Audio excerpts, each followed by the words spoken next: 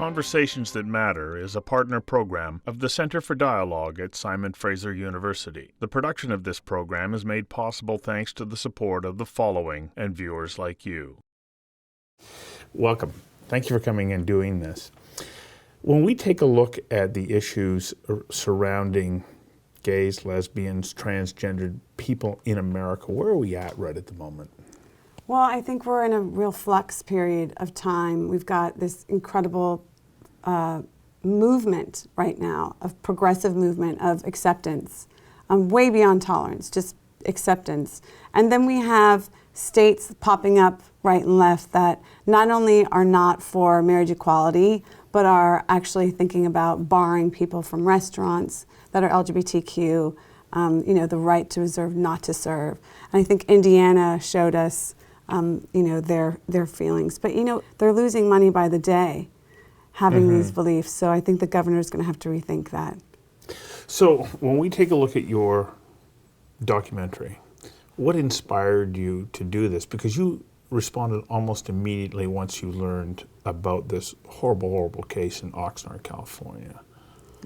Take me back there and explain the events that led you to create this documentary. Well, I think it really starts with the story.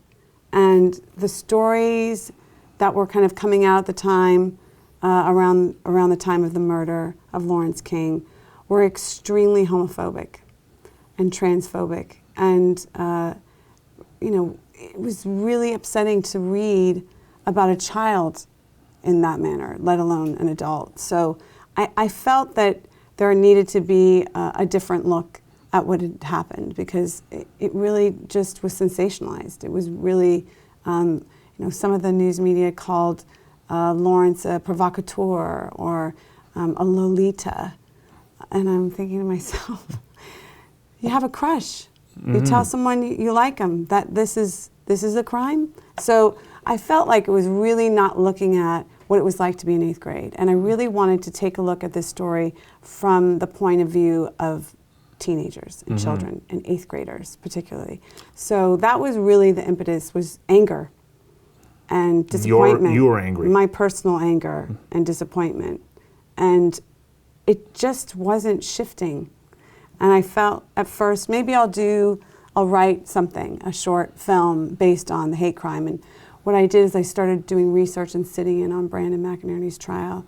And as I was sitting in on his trial, I realized this was a story as well. It wasn't just about the victim, but also the perpetrator of the crime. And I felt that the long form doc was probably the best served for the story.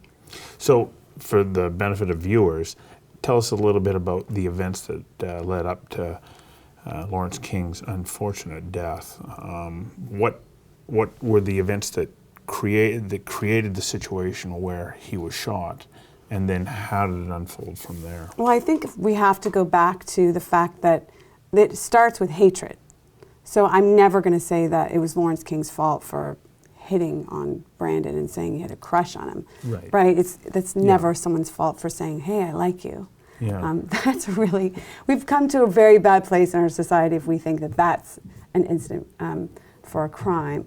But I do think that it starts with Brandon McInerney's upbringing, and I think it starts with who he was as a person and how the community at that school, the environment and the culture of hatred that was at that school kind of permitted almost for a child to think it was a good idea to bring a gun to school and really assassinate. It was, 2 bullets to the back of the head. To the back of the head. Lawrence King was in a coma and then finally, taken off life support. He was shot on the 12th, and on the 13th, the family decided to take him off life support. So really he passed on February 14th, which also happened to be Lawrence King's favorite holiday, was Valentine's Day. Valentine's Day. And the events that led up to that were, of course, that he, through a game that was being played at the school, was in a position where he said the name of somebody that he liked, and then was required under the rules of this game to go and express that interest. It's dare. It's a dare game. It's like, I don't even know how many times I played Truth or Dare or the bottle game, when I was around the exact same time. So I think we all experiment with who we like. And what I learned is, kids are coming out earlier. than when I was growing up, than we were, right? So what we need to do is educate our adults and educate our kids on how to react properly in circumstances like that. And unfortunately, we haven't gotten to the place where that is in every school and every district. That's something that I'm very proud about LA. We do have that in our LAUSD systems and our public school systems. We do have really great educational programs, kindergarten through 12th, that are really talking about LGBTQ youth and what they need, and also how to protect them and keep them safe. And also have the conversation with kids who are uncomfortable. But guess what? It's okay that you're uncomfortable. Sometimes we have to live with being uncomfortable in order to learn. And I think that sometimes other people's discomfort about difference plays a much bigger part than what it should. It's challenging because both of these boys lived in troubled families or had experienced abuse and very difficult times early on in their life.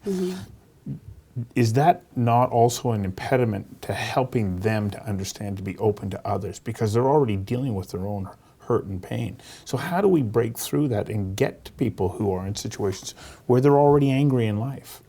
Well, I think what was happening with Lawrence King is very different than what was happening with Brandon. Lawrence King was taken out of the home, put into a homeless shelter called Casa Pacifica, and was actually gaining a lot of trust, a lot of help at Casa Pacifica, a lot of acceptance at Casa Pacifica, and it looked like, from what the friends say and what some educators said who were close to Larry, that, as Avery says in the film, was the happiest moment of Larry's life. So it looks like that was a different situation. The really unfortunate piece about Brandon's situation is he wasn't taken out of the home.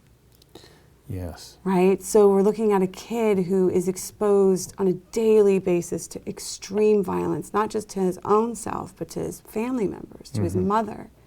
We're looking at a child whose both parents were deeply, deeply addicted. So this is a very different pattern that this child is growing up in. But I do have to say that the school had an inclination to Brandon's behavior patterns, and that this child was a child who resorted to violence, and nothing was really done. Brandon got a walk. He was in gifted programs. He fought and didn't seem to get into trouble. He was failing his courses, and the teachers still said, "You're going to be a leader someday." So it was very, I think the white privilege piece is a little big in this story, and you can really see it through Brandon's storyline versus, Lawrence, Letitia. I like to honor both. Both of his names. Yeah, I think that, the kids really saw that, especially the ones that were close to him, really saw that there was, as a Native American culture says, there's two spirits, right? So I think that honoring that is also a good thing to do. Conversations That Matter is a not-for-profit program made possible thanks to the charitable support of the following and from viewers like you. Please visit conversationsthatmatter.tv and help us to continue to produce this program. Thank you. There are still many, many, many young people growing up in environments that aren't too dissimilar to the ones that you depict in your documentary. But you seem to sense that things are improving even there.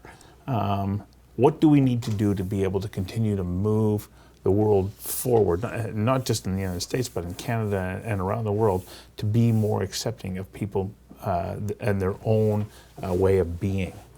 I think, again, education.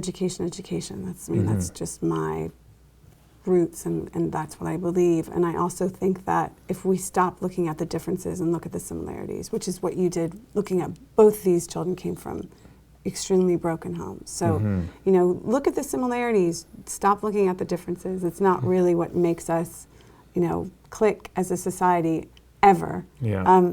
We never would have formed any kind of country with that ideology. So I think that it's really important to look at the similarities that we have.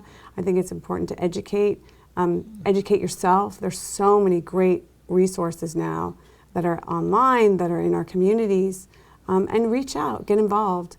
If you don't know about queer youth and you're concerned about queer youth, look for a local organization or a national organization that can help you, like GSA or Glisten at home. We have, I know that Outlink is something that's here in Canada. There are a lot of really great resources, and it's kind of up to us as individuals to educate our own families and to educate ourselves. Former U.S. President Bill Clinton, I was at a presentation once where he said we have to set aside our minor differences and embrace our common humanity, which I think is a really lovely way of saying the same thing that you're expressing. Did it also, were you encouraged the other day when you saw the vote coming out of Ireland? Fantastic. I was immediately tweeting that. It's fantastic, and that's how many percentage of Catholic countries? So, I know. I feel like we're in a place that's really shifting, and there's a changing tide, and that's our youth, and it's our youth of color, our queer youth of color as well, coming to the foreground.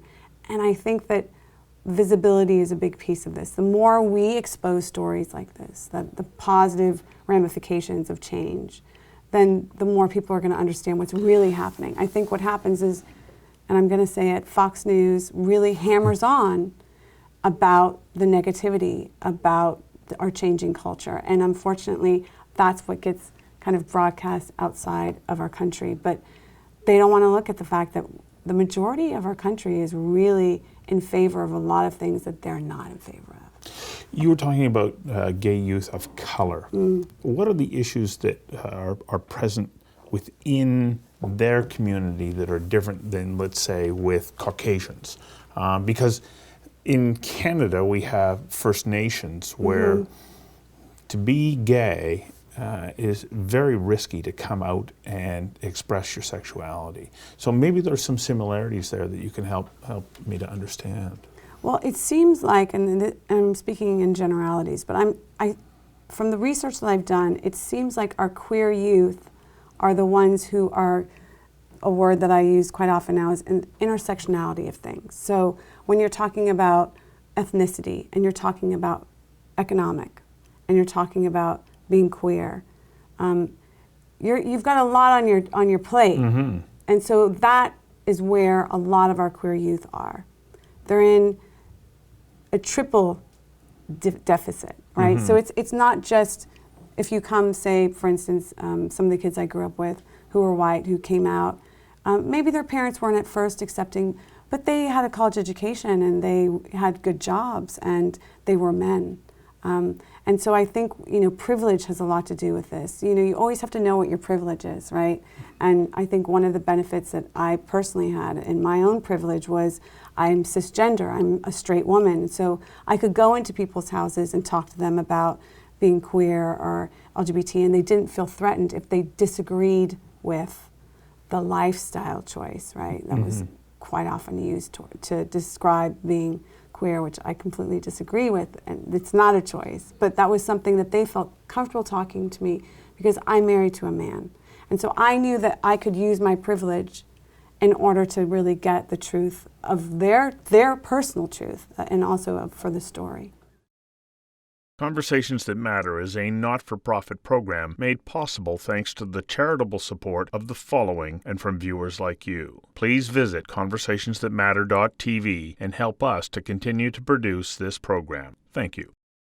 What was the biggest lesson that you learned from this journey of putting this story together?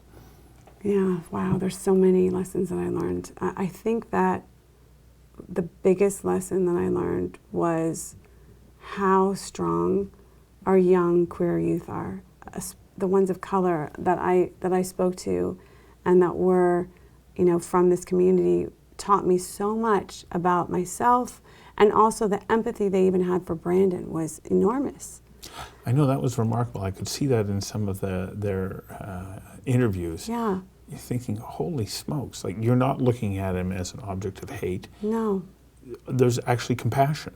Extreme, like just abounding passion, right? So there's just an abundance of. And it was so shocking at first. And then what I realized is they're kids. And, one of the interviews I had with Marina, it didn't make it into the film, but she said, he's not going to be able to go to prom. you know, and he was cool. We shared snacks. It's like, okay, who says snacks? Kids say snacks, you know. Right. So the idea of loss, they really understood the idea. It wasn't that they said, you know, Brandon was right. It wasn't. It's much more nuanced than that, and they understood the gray much better than I did when I first entered this story. What do you hope people will take away after watching the film? How do you want them to be able to have a greater appreciation of those who may be different than they are? I think we touched on it a bit earlier when you asked me about our queer youth of color, and I just really, really hope that people understand how dire it is for us to be involved in our queer youth, and especially our queer youth of color, and to make sure that they have the resources that they need and that they don't have to drive 2 hours to find a safe place or a safe meeting. That's really a real big concern when I started this film. I really wanted to create a safe place for kids who live in rural areas as well, because Oxnard is a rural area, and you know, they don't have the resources, and that's something we need to take a look at.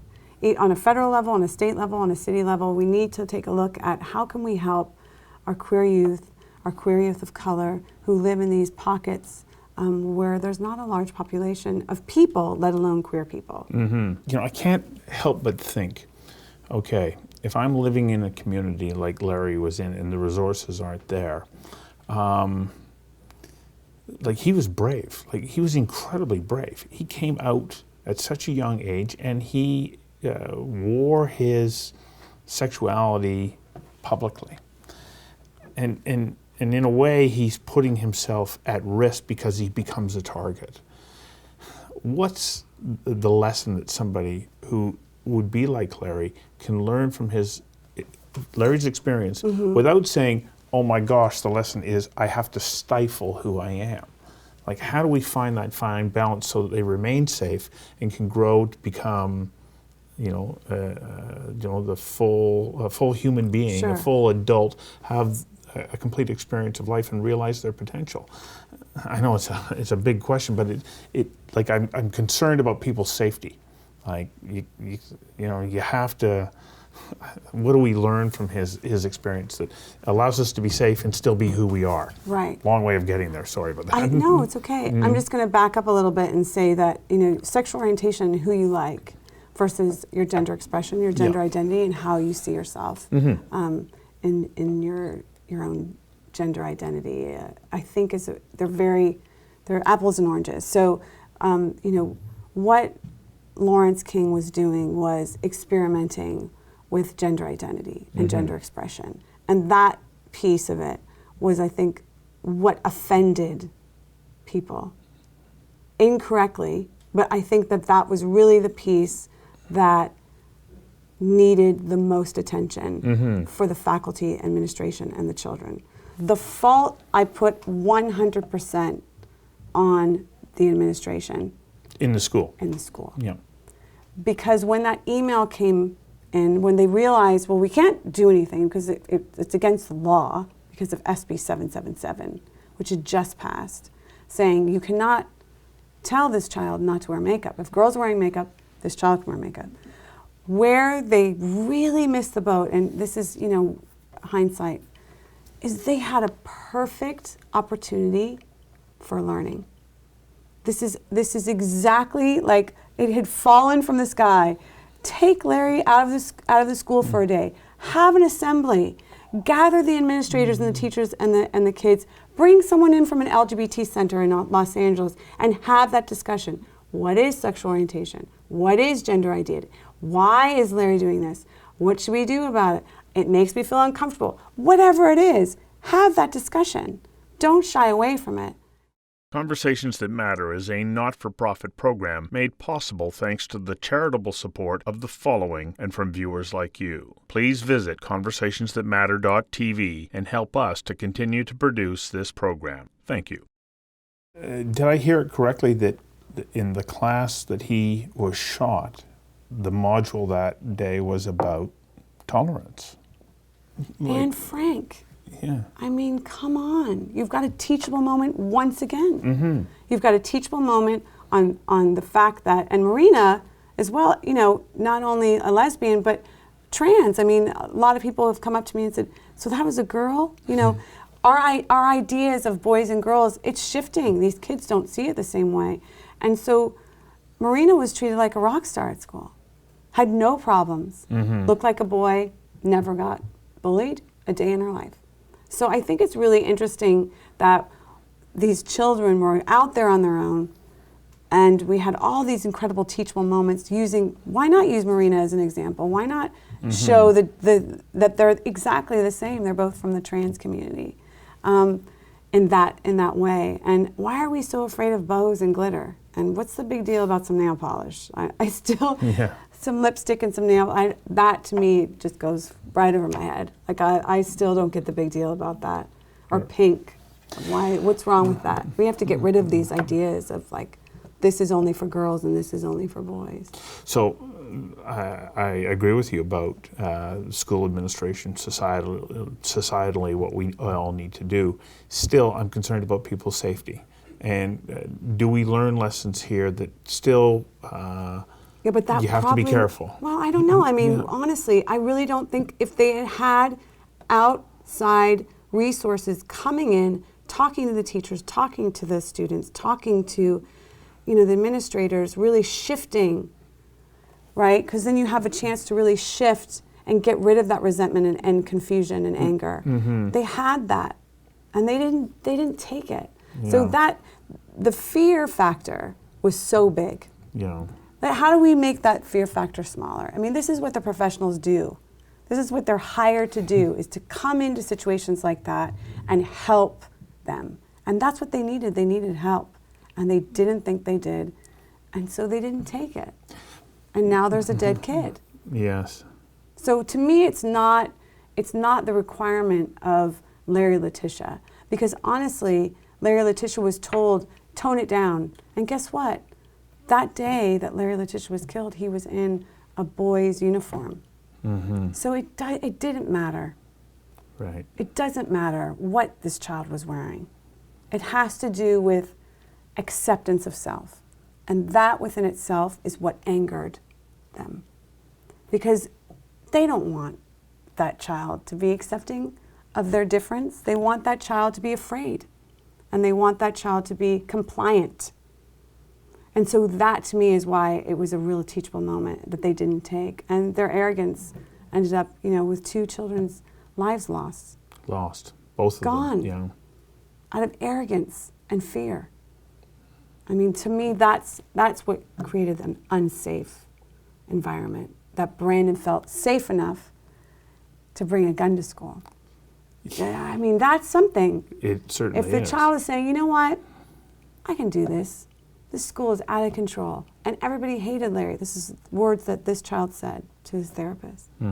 Everyone hated Larry. I thought I was doing everyone a favor. So if that's what this child is getting from the adults in this scenario, then that kid needs to be not just targeted and pointed out, but obviously an assembly, some kind of workshops, you know, we have to look at the people who commit these crimes, not the victims. We can't blame our victims. Yeah, it needs to be ongoing work by everybody all the time. Exactly. And you are filling a very important need there with this documentary and the work that you're doing going out and talking about it. Thank you. Thank you very much for Thanks coming so in and much. sharing this with us. My pleasure.